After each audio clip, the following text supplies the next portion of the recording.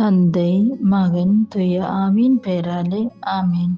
இந்த நற்செய்தியில் நாம் விழிப்புடன் இருக்கவும், எல்லா பேராசைகளிலிருந்து விலகி இருக்கவும் இயேசு விரும்புகிறார். செல்வத்தால் மனித வாழ்க்கையை பலப்படுத்தவில்லை. இயேசு ஒரு பணக்காரன் உபமையை சொல்கிறார்.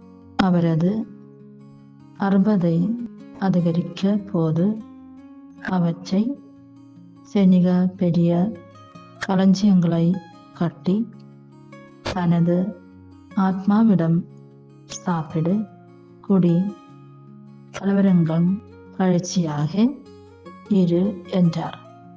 ஆனால் கடவுள் அவரிடம், இந்த நிறைவு உங்களுடைய ஆத்மா உங்களுடென்று கேட்கப்படும். பிறகு நீங்கள் சமரித்தவை யாருடையது இருக்கும் என்று கூறினார். தனக்காக பொக்கிஷங்களை சேமித்து கடவுளிடம் ஐஸ்வர்யமாக இல்லாதவர்க்கும் இதுவை பொருந்தும். செல்வர்த்திகனா பேராசைகளை கைவிட்டு நல் ஒழுக்கங்களை கடைபிடிப்பதன் மூலம் ஆத்மீய வளர்ச்சிக்கு பாடுபடுவோம். நம் ஆத்மாக்களை எப்பொழுது கடவுள் இந்த உலகத்தில் நின்றும் பறிக்கப்படும் என்று நமக்கு தெரியாது. பரிசுத்தம் நிறைந்த வாழ்க்கையை வாழுவோம்.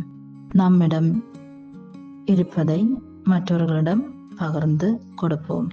சுயநலத்தை கைவிட்டு கடவுளிடமும் மற்றவர்களிடமும் அன்பில் வாழ்வோம்.